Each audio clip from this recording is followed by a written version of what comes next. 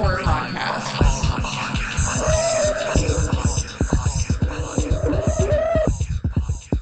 I think I said something.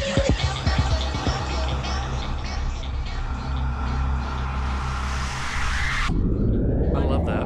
Fun one. The bathroom smells, but it's not shit. But we know there is a ghost in that room because it is the bathroom and it smells. It does. But it doesn't, like, it's a weird, distinct smell, and it is not shit. Well, so... Already. I've missed you, man. I missed you. Where the fuck have you been? Where have you been? Getting ready for school. Can't School beat it. is in full swing. Full swing. And guess what, people? We are Revival a Hard Podcast. This is Creepy Connie. And this is King Jeremy, the Wicked. Wicked, what's up? Speaking of Wicked, this is the craziest weekend ever. I know you had a lot going on. I can't wait to hear because it's the first week or days back to school. Mm-hmm. But we didn't just have in the Queen City Anime Convention. We had Charlotte Pride, and it was amazing. Oh, I wish I honestly kind of criminal that I couldn't go to Pride because I was working the whole Got time. you again. Well, Lotus got you again. She grabbed some things. Lotus grabbed some things for Lotus you. did? It's not big, but I love it though. There's like fans and There's fans. there and was some probably flags. 60 plus booths that were just giving away swag, and all the swag is like amazing. So once you get to the one Oh my gosh. koozie, Is it this one? look at that. Oh my god. Grimace is queer. Grimace is queer. They had a McDonald's like food truck there, and you would have been amazed. That was the food truck. Like they were I don't 30 doubt plus. it. They had corn dogs the size of my calf. Oh my god. And I was like, I'm getting that. Then it's like, I don't know. There's Grimace. And whoever's in that costume is gonna be hot as fuck. Oh my god. I had no idea that Grimace was queer. Grimace is queer. Well, that's what. Well, he was this past weekend at Pride. Well, maybe he's just every once in a while. Maybe he's just when the shake came out, he was trying to tell us something. But the third party was like, let's just wait till Pride. Let's wait till Pride. Check this out. I'm gonna grab something real quick. I'll be right Yes. back. I didn't want to put it close to your bag because you'd be like, oh god, this is so awesome. Thank you. It's not for you. Oh. Not for me. Got it. But no, I love this. I love that she thought of getting me some stuff. Oh my god, you got a shirt. Yes! A Grimace Pride shirt. It's a purple t-shirt with the complete. What flag is that? That's like the trans The whole progress. the equality. Yeah. The whole process. So Yeah. there's several flags. I was very educated this weekend, not through Lotus, but through the booths as far as, Good. what Pride That's is about. awesome. They said 200,000 people. 200,000. That's like That's fantastic.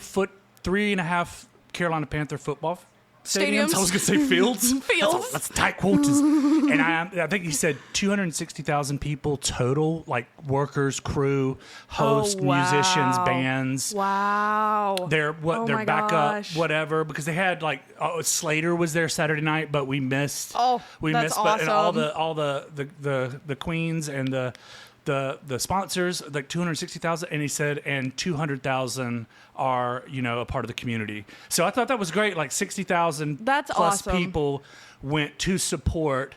There was a Kamala Harris situation that was awesome, and I thought that was so interesting because we were at the anime convention Friday, Saturday, and Sunday. Yeah. Lotus is like, we want to go to the parade. Yeah. The parade was like 4.5 hours long. Oh.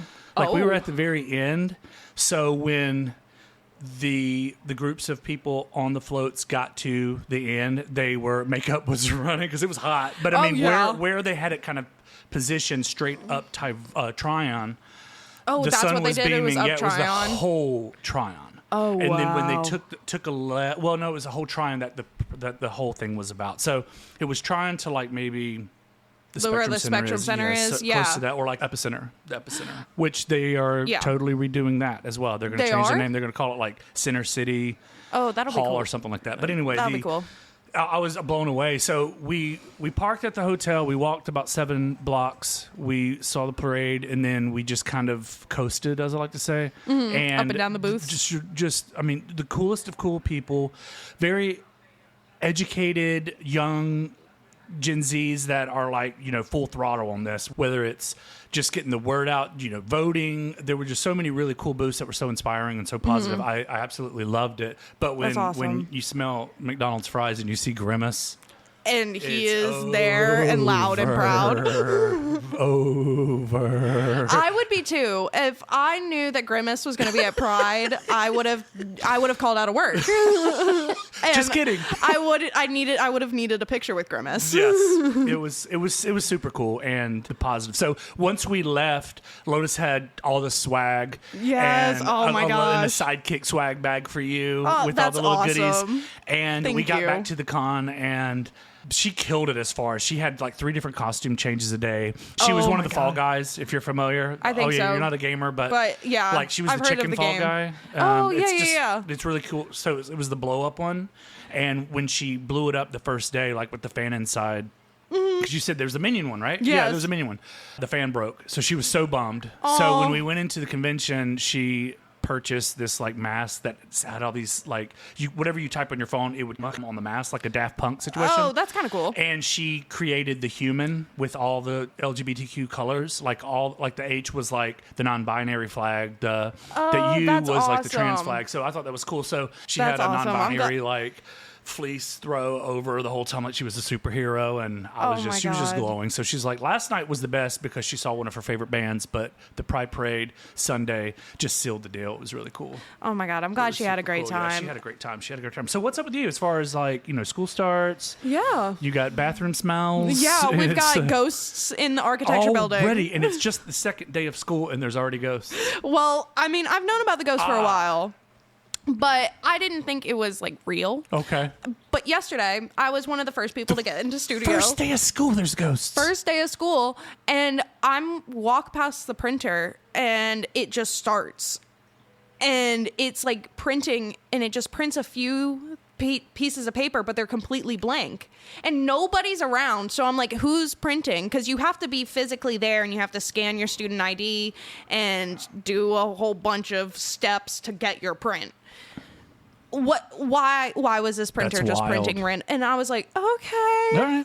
I was Welcome like, back to school. I'm gonna go Creepy back. con. I'm gonna go back to my desk now. But there's always been stories kind of like this. Yeah. Weird noises, doors closing, more like very poltergeisty type of stuff. And so we like to think that it is a troubled architecture student who just has actually never left studio. Wow.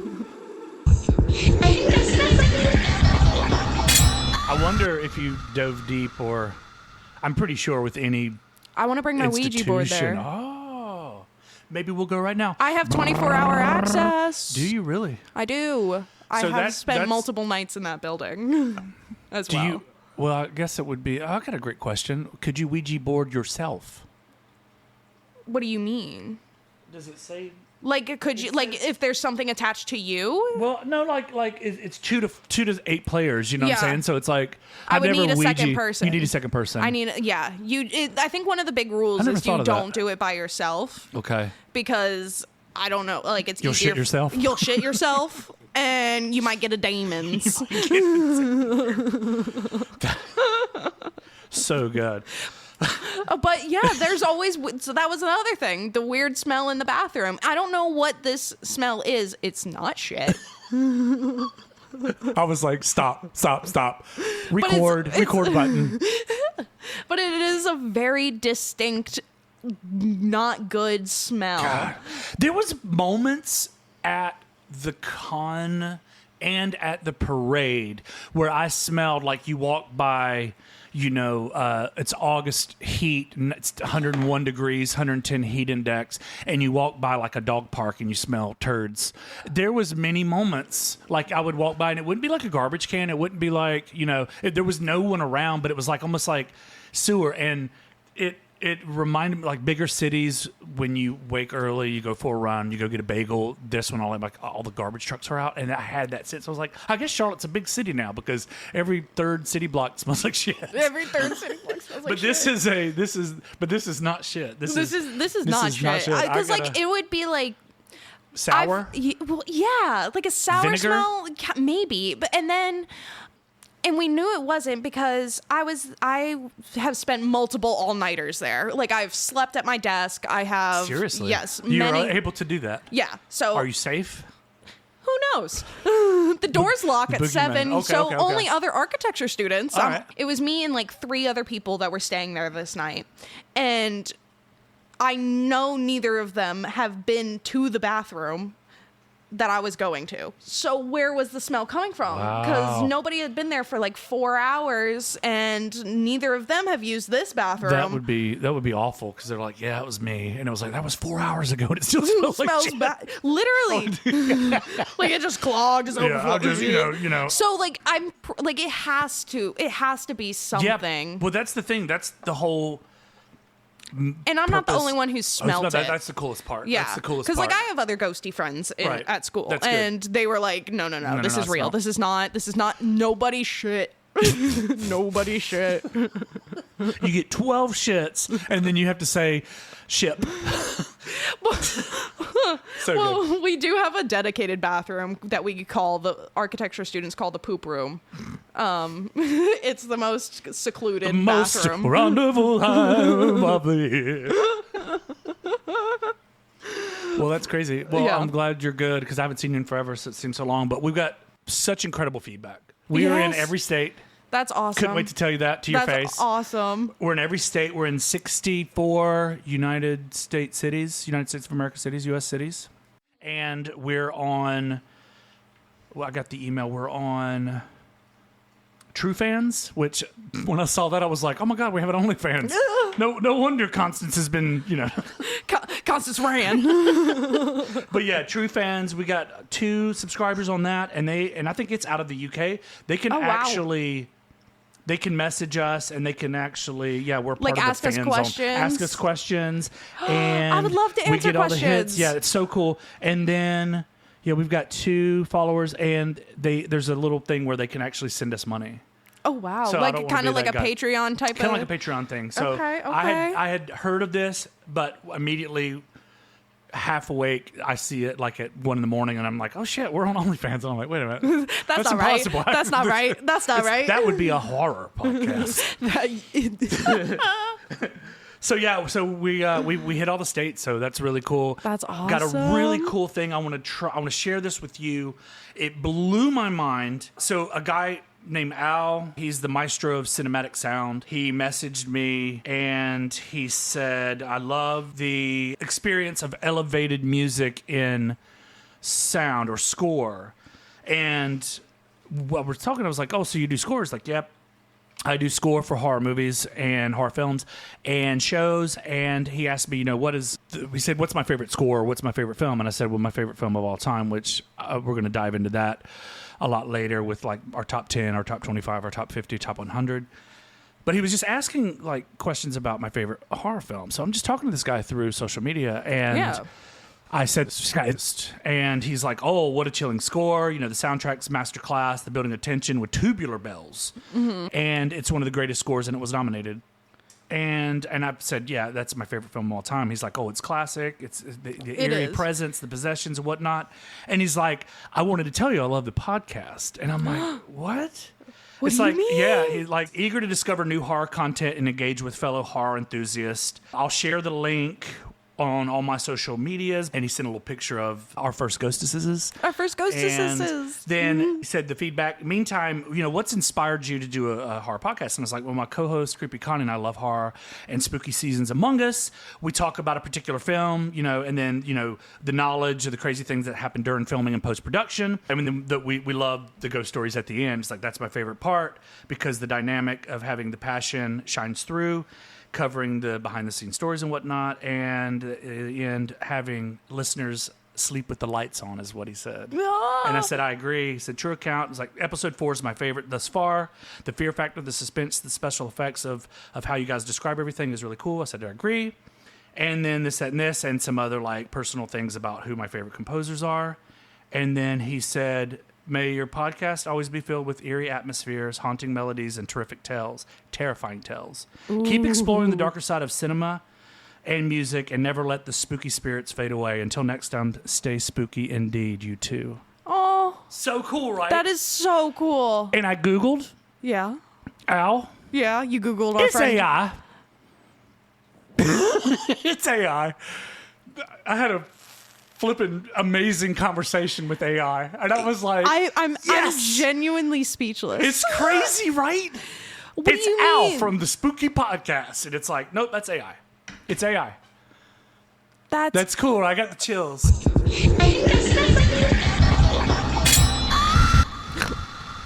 And I'm like, this guy didn't have much going on. One snort. I counted 25 the other day. No. And again, I can't figure out who it is. Like, I can solo out the audio track, but when I listen to the final piece before I release it, can't tell if it's you I'm or like, me? oh, we have the same snort. That's why we get along so well. Probably. That's the only thing. It's like our snorts match. Our snorts match, and that's it. That's it. That's the only thing. So cool. I guess it's time to dive into the world of horror.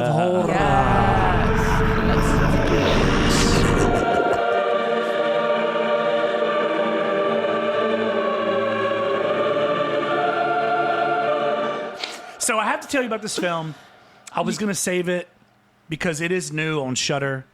Okay. But this film blew my mind because you get this warm feeling at the beginning where I'm kind of like, this is going to take me somewhere totally different. It's 1750, Okay. so already chilling.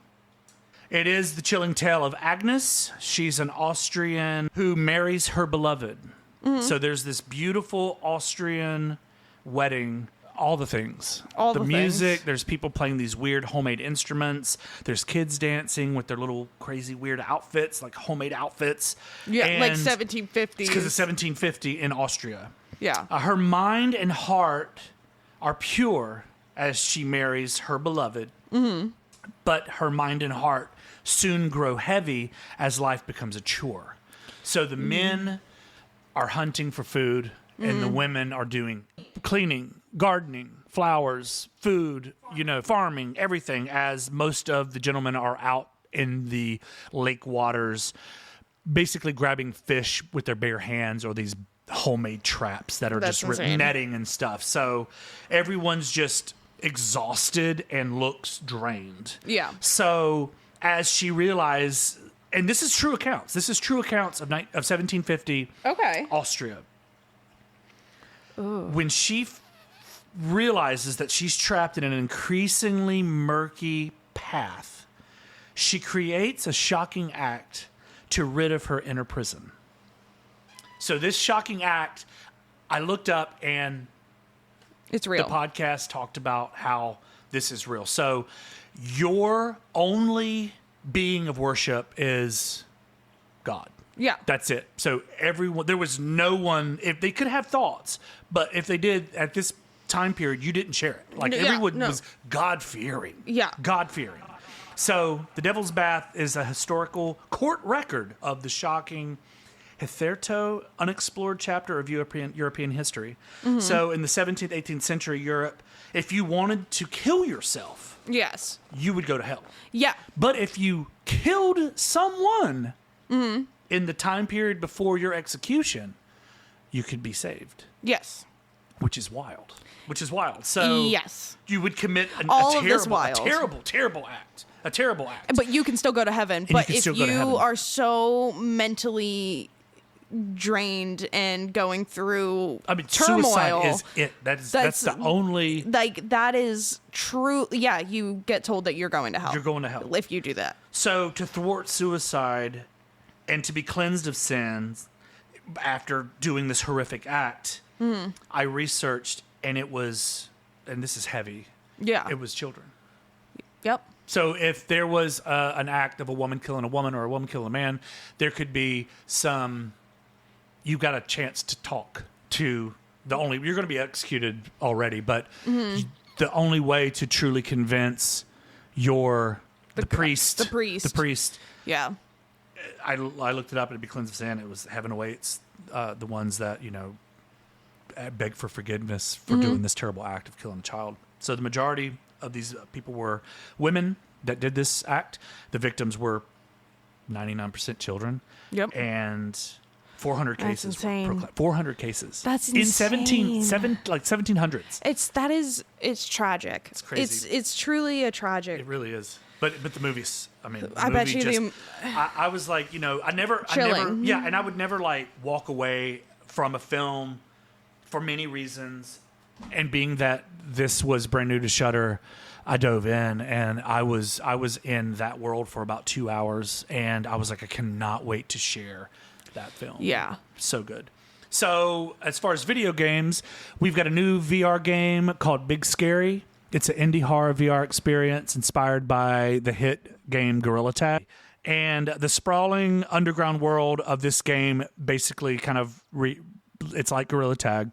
With a plethora of monsters. So each level you're in, you are a monkey and you find these monsters to defeat. So instead of a hide and seek or hide and clap type sitch, you're trying to survive. The ever so lovely John Carpenter, the writer, director, producer, film score god of horror, who did Halloween. We have his game Toxic Commandos. And Toxic Commandos is a post-apocalyptic world. So your first-person shooter, this game is developed by Saber Interactive. Are in the near future, an experimental attempt to harness the power of the Earth's core ends up a terrifying disaster. Yeah. And it's the release of the Sludge God. The Sludge God? The Eldritch Abomination begins terraforming the area. Have you ever heard of that? Yeah. Terraforming. No, I don't think so. Maybe Turning in my geology soil class. into scum. So like terra being Yeah, like Earth. pterodactyl. You become a sludged god pterodactyl. He plays the guitar. Oh. So the undead monsters are of plenty, and the genius behind the experiment who destroyed the world is now teaming up with highly trained mercenaries, as it says, to get the job done. But unfortunately, there's no money to expense those soldiers. So you just get a bunch of half-wit, what they call toxic commandos. Oh, so I'm my just God. thinking sludge gods without underwear. Bunch of grimaces. Bunch of grimaces. Bunch of Shrexes and grimaces. There is a new comic out. It's 1957, and Jolene Garrett has taken her two kids to the Morning Star Lookout in Montana, where the wilderness is of a seeking enclosure. After the death of her husband, a smoke jumper who perished in a wildfire, as we meet the characters and are given small glimpses into the mysterious force that will threaten them on their pilgrimage. That's the word. It just said pilgrimage. While unfortunately the writing and the art don't invoke the 1950s, the character interactions, the foundation, and the mystery and the narration is so cool and will have the reader eager. So yeah, Morning Star. That is out now at your comic book retailers. Ooh. And that is the world of horror.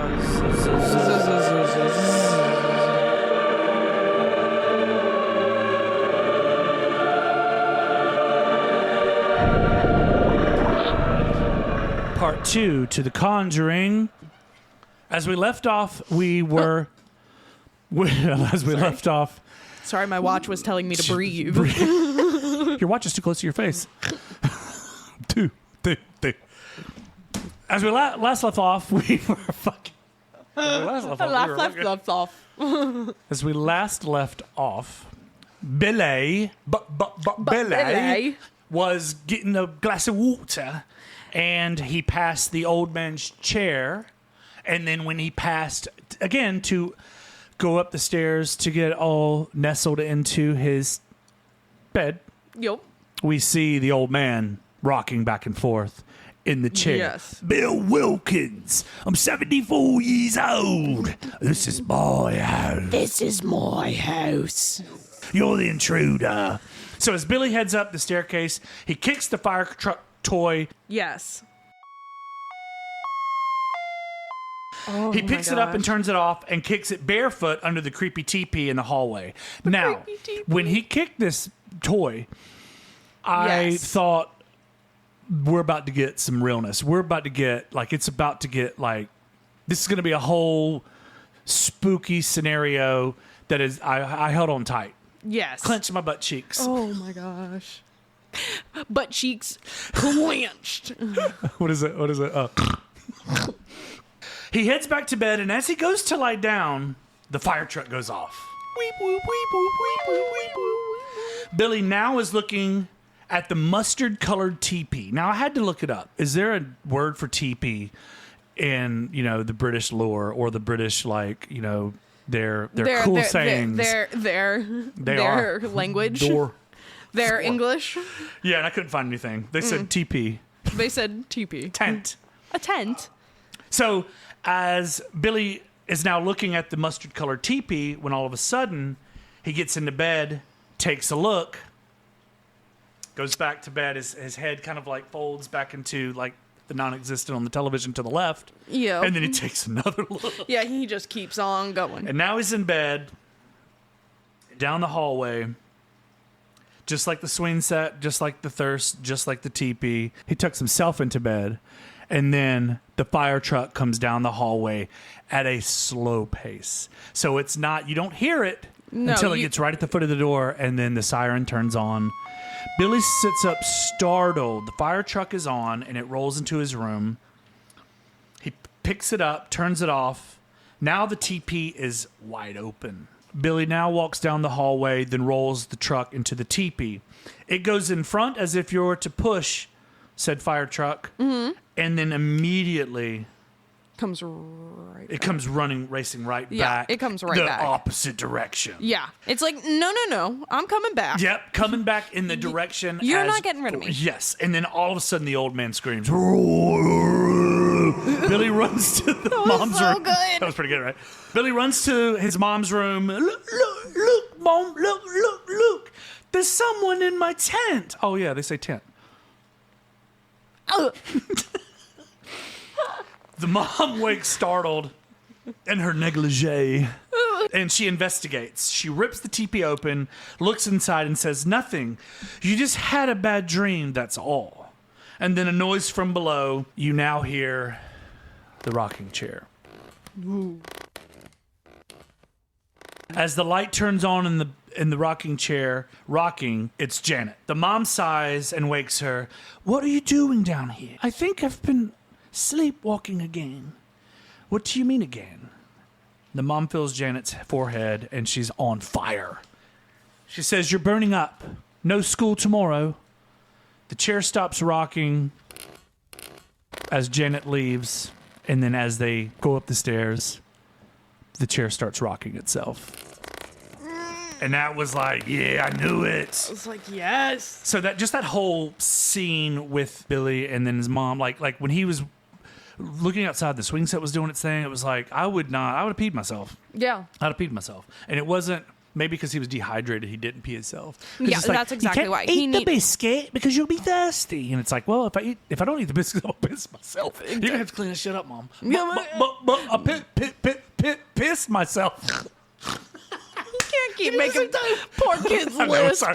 Like if there's flashing lights, so this is a warning. If you have any situations where there's flashing lights, and also I'm going to be saying, but Billy. Billy. So a fresh pan cuts to the next morning. It's raining ferociously. Janet is sitting, watching a silly show on the sofa. While she's getting invested into this funny show, the channel changes. It changes up to. So one, when it changes up, it is like a football game. And then when it changes again, it's the Queen. Mm-hmm. So when the channel turns to Queen Elizabeth, she picks up the remote, not Queen Elizabeth, but Janet. She picks up the remote and turns it back to the episode. Pow, pow. Changes to, again, you see football, and then the remote is gone after Janet looks to her right to change the channel back. Yeah, Remote's gone. The remote's missing. Completely gone. Completely gone. She looks under the sofa in that cool kind of weird little transition. Yes, the transition was great. And then the phone rings. And it's like, could you give me another heart attack, James Wan? As the phone rings, Janet picks up, and it's Mum. Mummy. As she talks to her, she notices the remote's on the old man's leathery chair, which in the last episode you said you wanted. I kind of want that chair. I think I'll buy it for you for your graduation present when you're in Paris. Boom. You always say Paris. Maybe I just. Maybe you just Maybe I just- subconsciously really want to go to Maybe it's Paris. the same place. The world's flat. The world's flat. As she gets off the phone, That's what ends our friendship. If you end up being a flat earther, I'm leaving. you're not flattered by that? That was a good If I hear, never mind, I'm not going to say it. Flatter bottom. I heard power bottom this entire weekend. And then I Googled it and I was like, oh, I'm cutting that out. Cut it out, but yeah. But flatter bottom. I'm a flatter bottom. Are you flattered? All right. I'm so flattered. She grabs her remote, looking back at the chair continuously, and she switches the channel. Not yet secure in her seated position because she's frightened by this whole scenario. She slowly turns. She's on edge. She's on edge, and we are as well. Yeah. She slowly turns to an empty rocking chair that's not rocking. Lightning strikes, the TV goes fuzzy, and now she's up messing with the antenna. She hits the television 3 times. It goes black, and now as the camera pans back, to your left, you see Judy's side profile, and then boom, the old man is now seated in the chair in the TV reflection.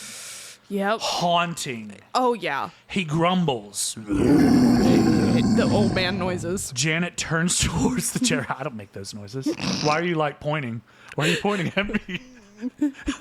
It's you. It's looking at us. It says it wants a family day.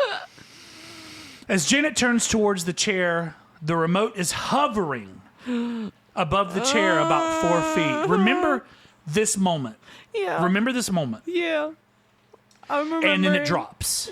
Panic-ridden, she stares at the chair, and as the camera pans back to the chair, it quickly goes back to Janet. The old man's face is beside her, and he says, "My house." I have it in all caps. Oh, me too. Oh my God. Me too. That's twins. Oh my God, we're twins. My house. My house. That part, So good. I was watching it on my iPad with my headphones on, and So different. I forgot about that part, and I literally threw my iPad across my little coffee table. I'm telling you, guys, creepies, if there's anything that we can offer you, a laughter with your cup of coffee in the morning or a tear with your cup of coffee at night, if you dive deep into these films that we're reviewing, try to do it with headers on, try to do it with headphones on, with earbuds, because you get a whole different scenario. These headphones out here nowadays, it doesn't have to be the $400 pair. Yeah, mine are like $30 from Target. You get, I have a gaming set, and I have this set for music. These are V-Modas. Shout out V-Moda. That is a very, very, because you really have to dial into music editing or video editing and music mastering. So I don't listen with those. But I'm sure if I do, I would definitely soil myself. Yeah, I would soil. But I listen with gaming headphones, so if something's creeping up behind you, you in a first-person shooter, effect. You crazily get that effect because of the gaming, because you need that. And these are really good headphones. They're Turtle Beach, and I'm just going to get sponsorship left and right, bump, bump, or just free swag, bump, bump, or just stickers.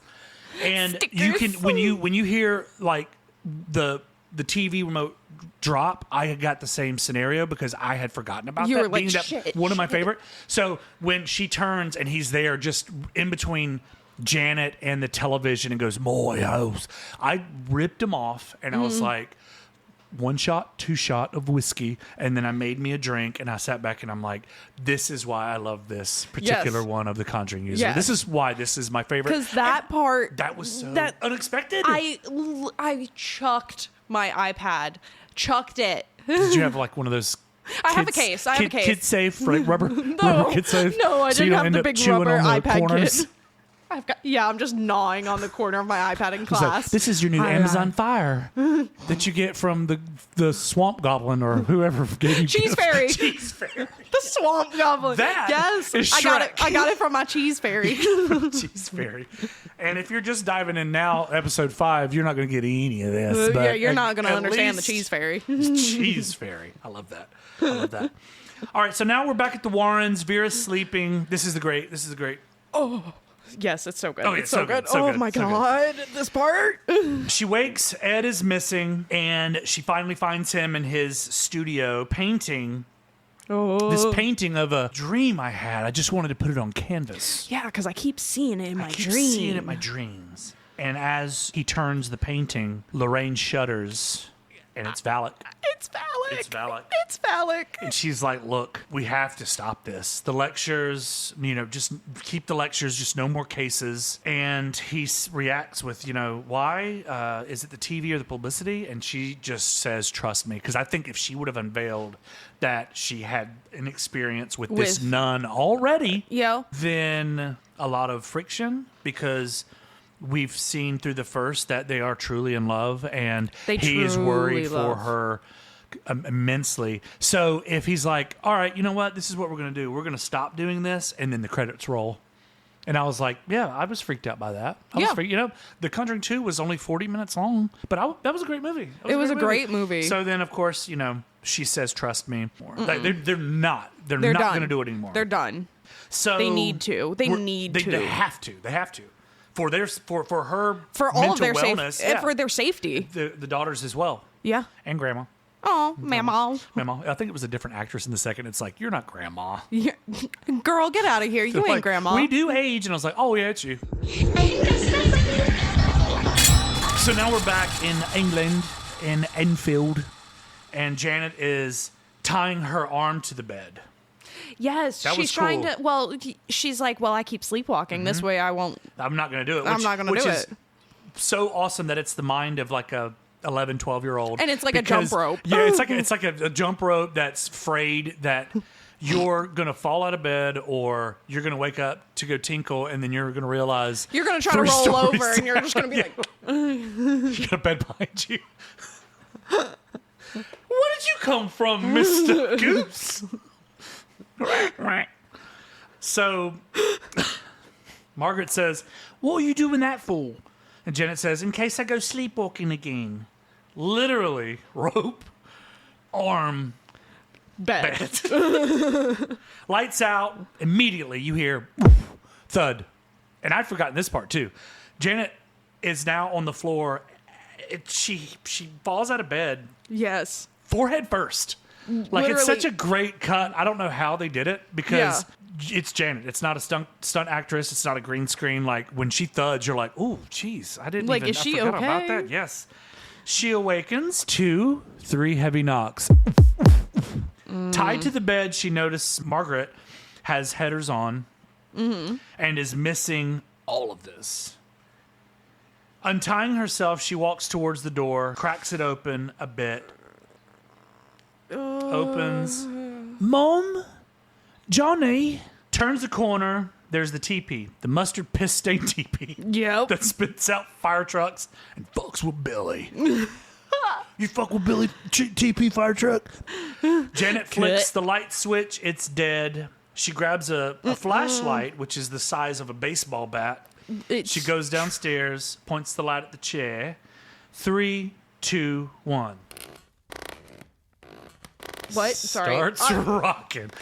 3, 2, 1. The chair starts rocking. Chair starts rocking. And if the chair starts rocking, that's Creepy Connie's chair. Don't go a knocking. I need You that need old chair. rock. I need the piss stained teepee that F's with Billy and that's mustard. Yeah, you need that TP. I need the chair. The chair. And we'll put the teepee. We'll put the chair in the teepee.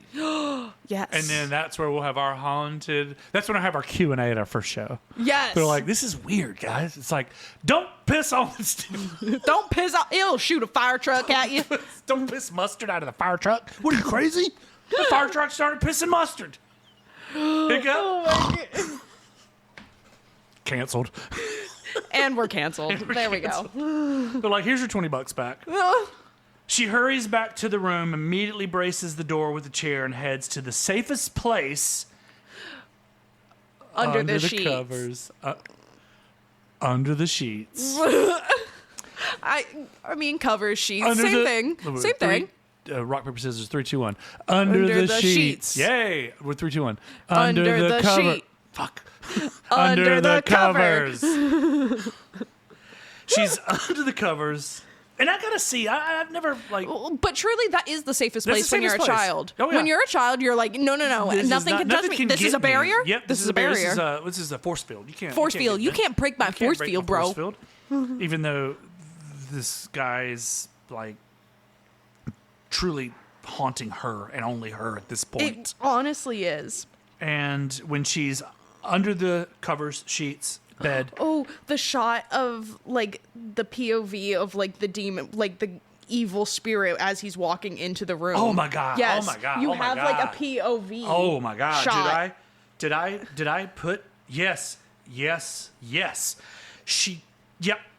In bed and panting, we hear the knob turning heavily and repeatedly. As she turns from looking away from the door, she realizes the chair is now right beside the bed. The door creaks open. The coolest shot of Janet from the door opening, which is that POV. Yes. It's cold. It's dark. It's disturbing. Now footsteps. As we zoom in, she turns in on the flashlight, and we can see her under the covers with the flashlight, under the sheets with the flashlight, and we hear through the POV that he's panting. Yeah, he's he's like- breathing. So we get 10 footsteps repeatedly. Now we're under the covers. Now we are first-person view of the entity and approaching Janet covered with the flashlight. We hear 10 more. So it's 10 footsteps, 10 footsteps. The 11th, you get a, oh. And at the 12th, this blistering scream, this wailing scream. The comforter is now ripped off at a 45-degree angle upwards. I would have loved to have been on that set to see that. Yeah. Because however How? they did it, it was just like you could like picture yourself under the covers. You hear something, maybe it's your dog walking, but you hear it on the hardwoods, and all of a sudden your covers are ripped off. Doesn't matter if it's a foot tug. Doesn't matter if you're lifted. Off of your bed. The bed. It's just so It's horrifying because you're not ready for it. You're not you're ready like, for it. what the? What? Yep.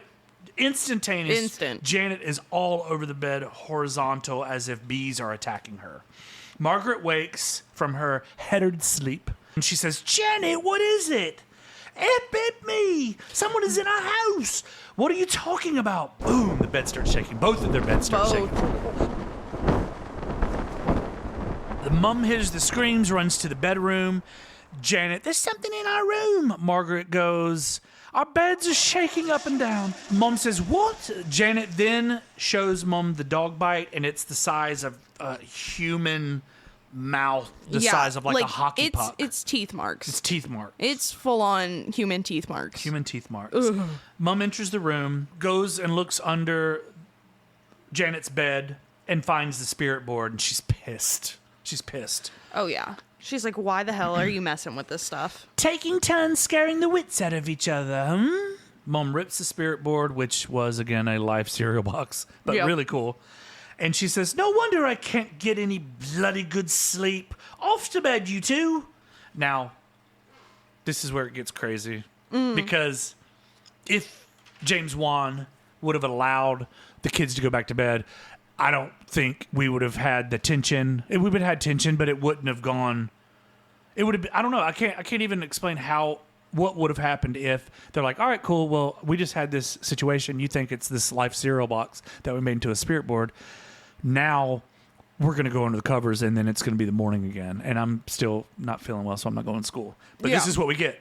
The dresser immediately slides through the room to shut the bedroom door, where when the bedroom door closes, you see the other kids terrified in the hallway.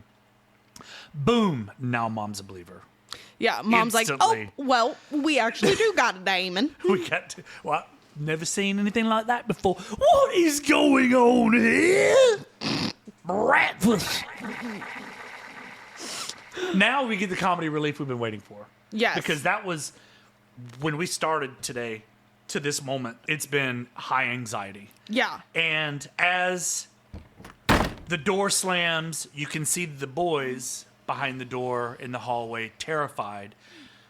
As the dresser door slams, it hard cuts to an exterior where, and I chuckle every time I see it, where the family's screaming, running across the street to the neighbors. And it just reminds me of the Beatles' Abbey Road cover.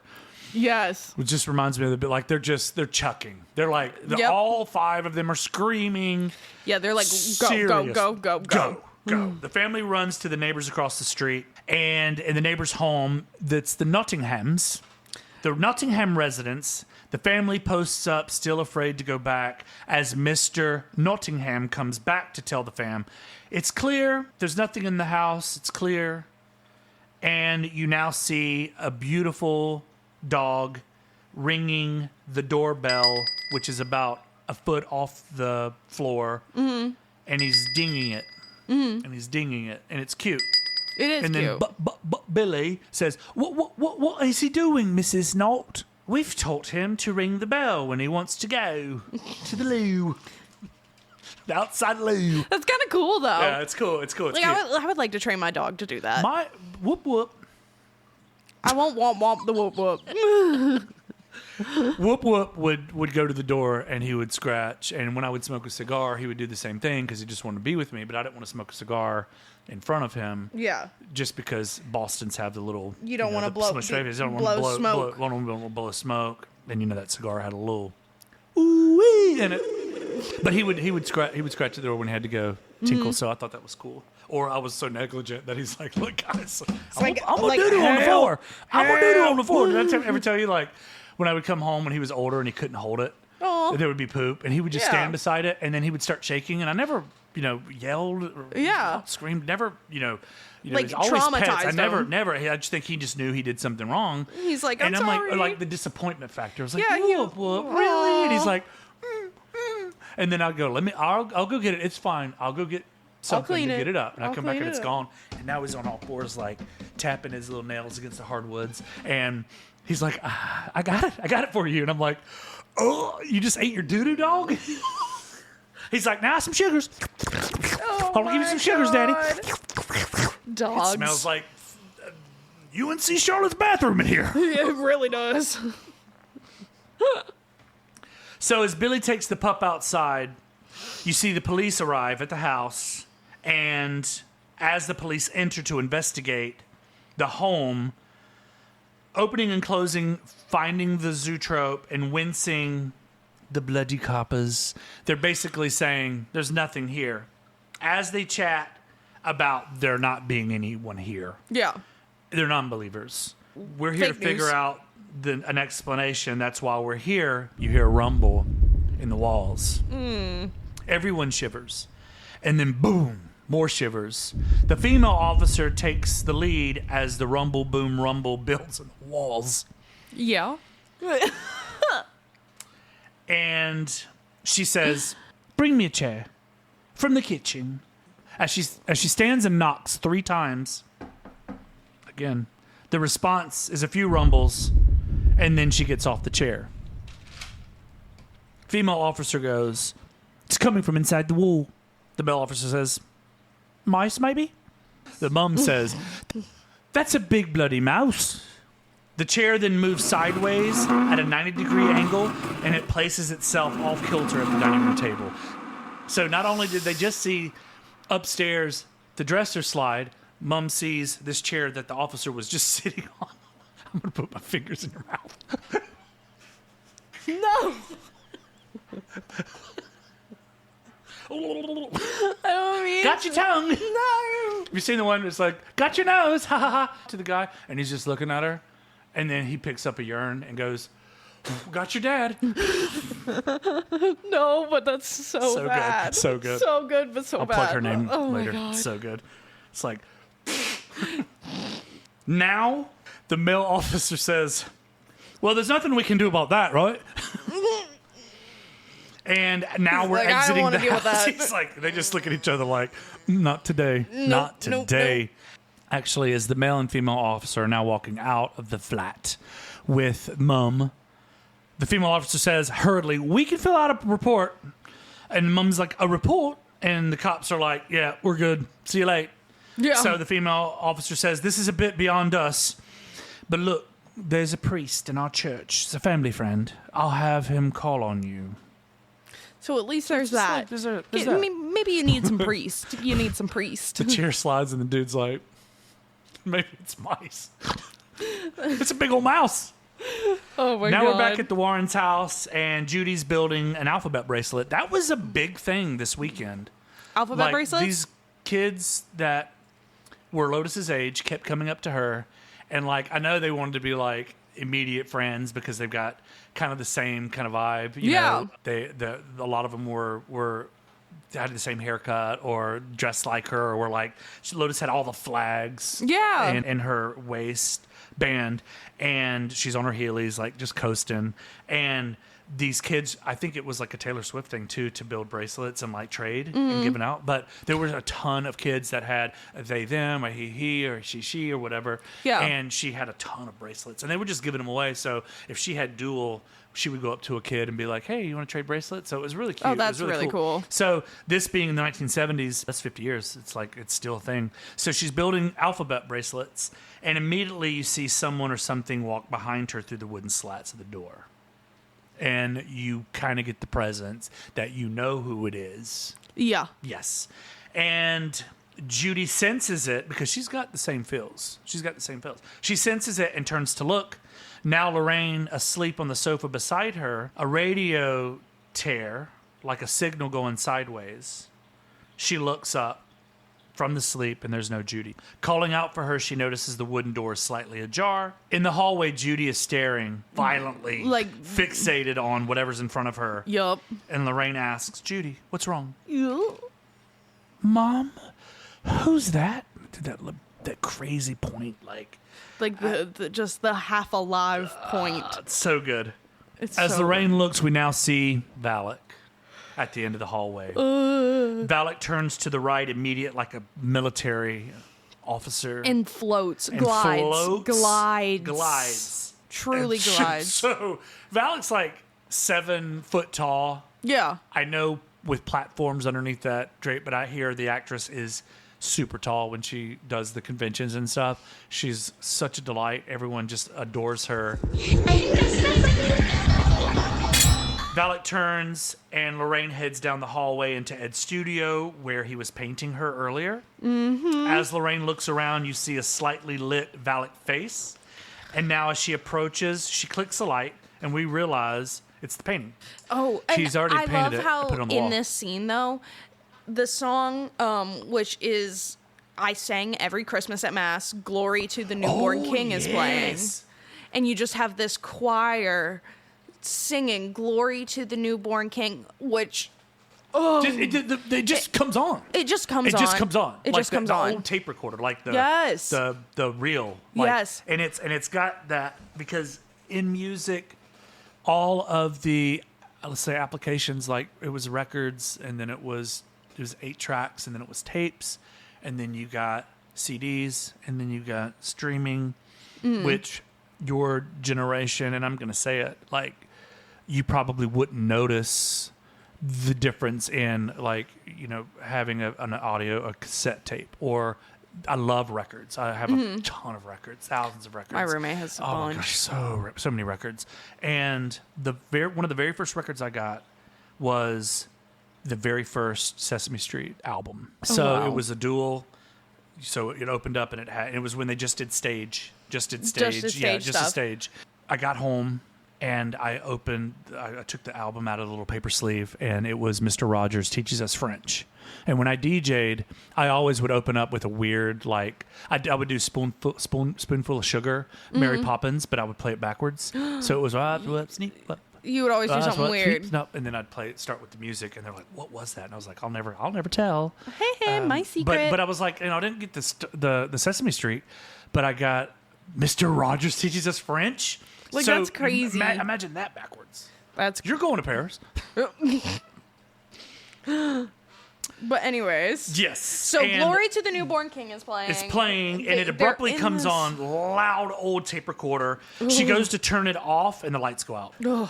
She turns the light back on, and while facing the painting, she rushes to leave the room. Another door slams shut. Just bam. Bam. Right window in her pane face. slams shut. Bam. What'd you say? Like right in her face. Right in her face. Right in her face. in her face. Like, bam, slam shut. Window pane slam shut. Complete darkness. Then she turns and there's a painting of the house from the first film with the tree. Yes. It starts shaking and a shadow-like figure comes out. Yes. So she was introduced at that house in the basement, right? Yes. Yep. Yeah. So that painting starts shaking. And I was thinking, which house is that? But then you see the old tree that we And you're love like, and that's adore. gotta be. That's the house. So now a shadow-like figure comes from behind and coasts from behind the painting Like across the room. Along the wall. Along the wall. Just slowly. Just so slowly. Gliding. And she gets to the painting of Valak, and the shadow stands right behind it. Yeah, like completely situates itself. And it is the whole and it is shadow perfectly of Valak. It is perfectly her. Perfectly her. A left hand, first fingered from within the wall, grips the frame, and now the second, the right hand, fingers within from the wall. Yep. Grips the painting, and then third, the painting is ripped off the wall and then races towards Lorraine.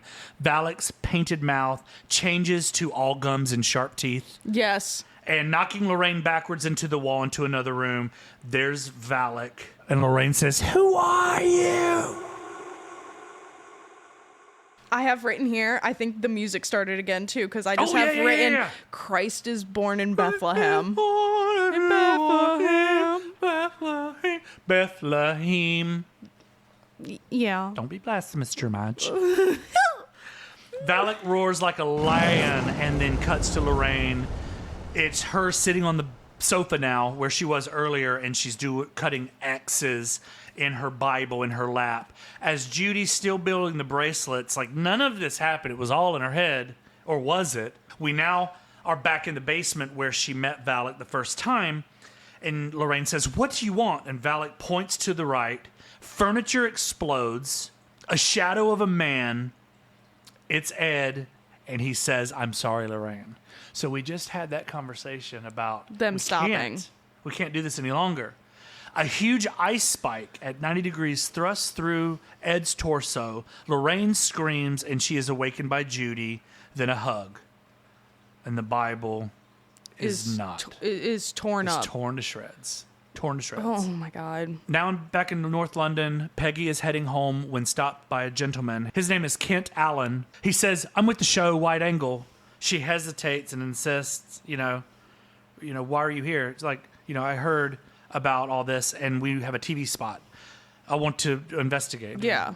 He's like, I want to do a little bit. Made for TV documentary type thing. Do a little bit. So I looked up Kent Allen and the show Wide Angle. I couldn't find anything. But as she hesitates, he insists that this is your only hope. Trust me. So now we're at the TV spot shown on the air. False accusations and true accounts are shown. Maurice Gross appears for the first time, and he shows positive feedback. Anita Gregory, a parapsychologist, she begs to differ. Now we are live in the room where the old man's chair is. Kent, Maurice, Janet, and Margaret are sitting opposite. Kent says, "How does it feel living in a haunted house?" Margaret says, "I don't know." Janet says, "It's been getting worse since Mr. Gross started talking to it." Kent says, "How do you mean?" Janet says, "Like asking questions. Knock 2 for yes, 1 for no. That sort of thing." Kent says, "Well, let's talk to it now. Is anybody there? Hello, is anybody there who wants to communicate?" Janet starts getting fidgety. She starts itching her neck like she's burning again. Kent says, "I said, is anyone there?" Janet is itchy, starts sweating. She starts grunting, and you see the transformation. Kent says, "Janet, are you all right?" And she starts Lights flicker. The buzzing noise starts. Kent says, "Janet, are you feeling all right?" And she's staring down. She is. She's giving him the look, like the evil look. It is. It's just like, I'm going to kill you. It is just, there is no more Janet. Janet is gone. In half Janet's voice and the male voice, Stop calling me Janet. Kent says, "Isn't that your name?" And then Yeah. Janet's asleep. I'm talking. Ah, it's so good because it transitions from that little girl's voice, half male voice, to now full on male Janet's voice. asleep. Janet's asleep. I'm talking. I'm talking. Kent's like, what should I call you? And then Janet with a heavily growling grunt starts laughing. And now you hear Maurice Gross. Now, the actor that portrayed Maurice Gross is dead on. Simon McBurney. I Googled him, and I mean, it's the same dude. It's got to be the same dude. Same mustache, same eyebrows, same haircut. Mm-hmm. And Gross says, what is your name? Janet says, You don't belong here. Gross says, my name is Maurice Gross. Who are you? This is my house. Get out, no. No. Get out. No, this is not your house. What is your name? And then Janet says, Knock, knock. Gross says, very well, through his big ass mustache. Very well. Who's there? Janet goes, Bill. Bill. Bill. Bill. Bill. Gross says, Bill who? This is my favorite part. When he's like, I'm Bill Wilkins. My name is Bill Wilkins. I'm 72 years I'm old. 72 years old. I like 74 because you can really pop that accent. Like, 74. I'm 174. My name is Bill Wilkins. I'm 72 years old. Gross. Gross says, where did you come from? Grave. Grave. I come from the grave. How did you die? I went blind and had a hemorrhage. Fell asleep and died in that chair in Creepy Connie's corner. I want the chair Bill Wilkins I'm gonna died get it for you. in. I'm gonna get it for you. I It's need not. it. It's not gonna be the same. I mean, it's gonna be the same chair, but it's not gonna be a mustard teepee. I want the one that specifically Bill Wilkins dies in. I'll Google it. I'll look. Yeah. I'll Google it. You could probably go to like. There's probably get a one out in the replica. dumpster, Yeah, honestly. or you can have it upholstered. Gross immediately states, Why have you come here? and Janet starts laughing. I like to hear them scream. And then the laughter commences. Mom is in the back, losing it. Why don't you just leave us alone? Shut up, you old cow. She could have said many things right there. She could have She said just so said a young much. cow, but I'm sure that's something from like the 1940s that it's like, you just call my wife a cow? I will fucking kill you.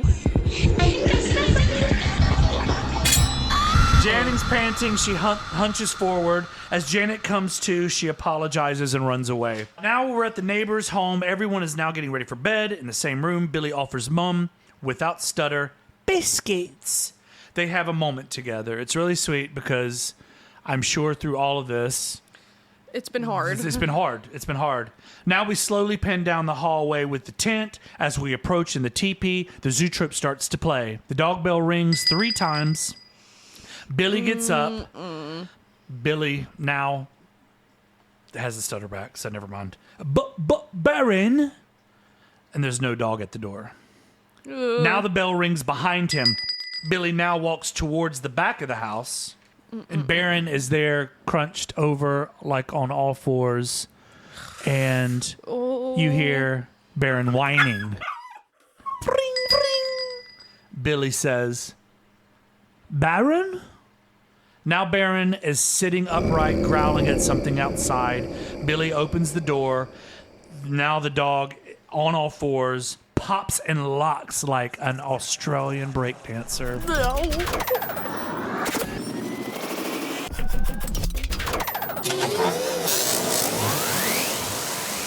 I had to do that. You're welcome. Ray Gun, R.I.P. R.I.P. PIR.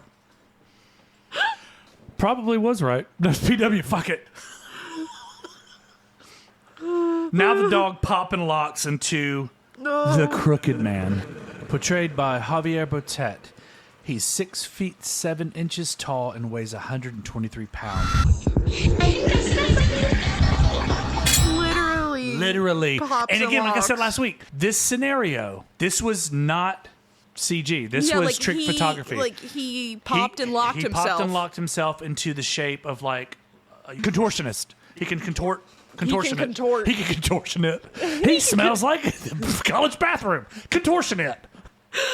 He can contort. He can contort himself into a shoebox. Which I think is very cool that like he super could cool. like do this all himself and that it's not really That's CGI. the Like because beauty. I would have never known. Yeah.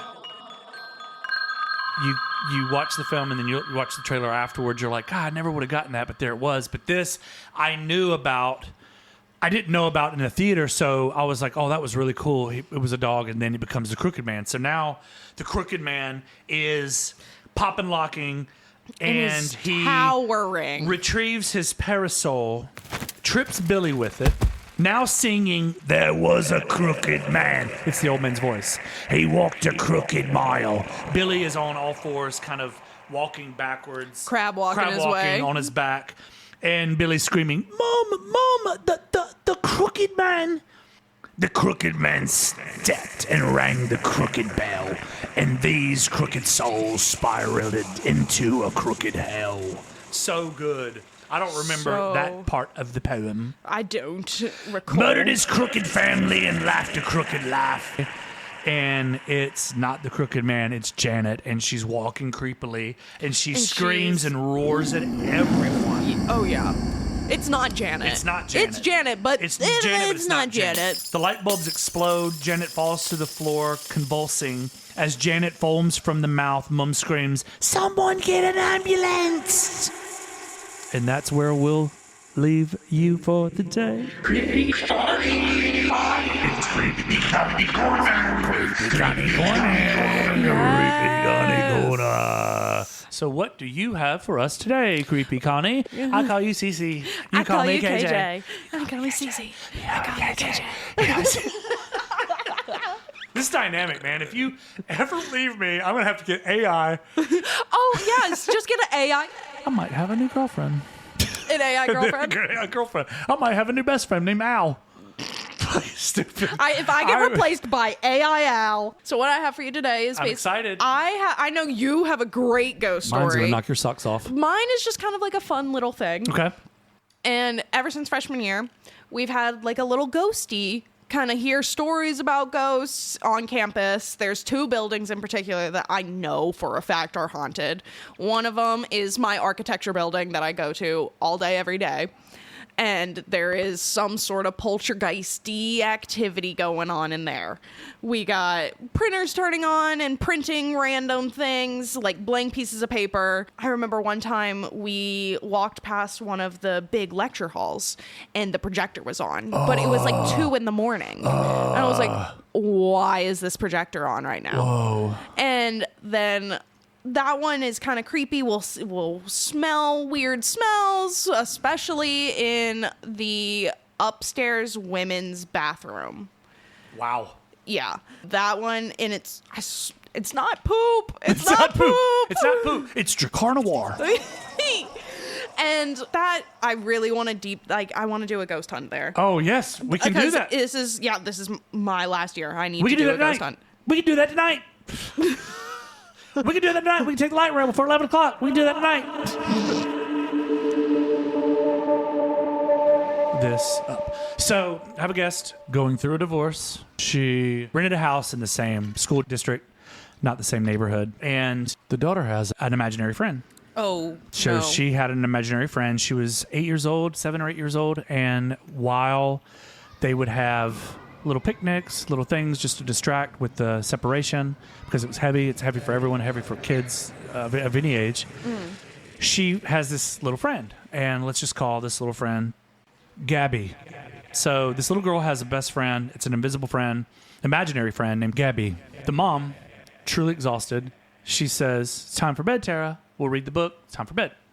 She goes to lay down, the mom, and she's reading, and she hears Tara whispering and giggling. She goes and she's like, Tara, You need to go to bed. It's school bedtime. night. It's bedtime. She goes back. She's reading. About 10 minutes later, she hears giggling. Now she's a little bit abrupt. She opens the door. She's like, Tara, it is time to go to bed. Yes, Mom. She's British now. She goes back to bed. 30 minutes later, she's almost asleep. She's reading her book, and she hears 2 sets of whispering and laughter, and it's not her daughter's. Oh. She walks to the room pissed. Yeah. Because now she's in that like second level of sleep. Like when you're reading and you're sleeping, it's like, I need to go to bed now. Yeah. She bursts the door open heavily, and the daughter is fast asleep in the bed, and her left arm Is completely up, pointing to the ceiling. Oh my god. This mother says, Tara? And the arm drops. No.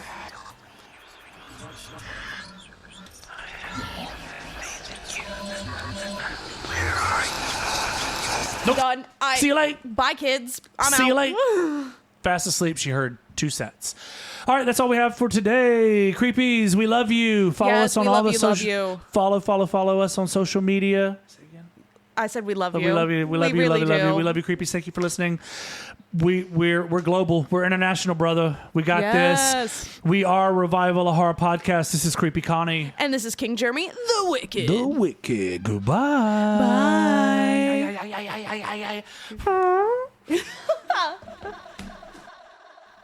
Tara? You've been listening to Revival, a horror podcast. Sorry. Me, Jerry the Wicked, and Creepy Connie. Goodbye.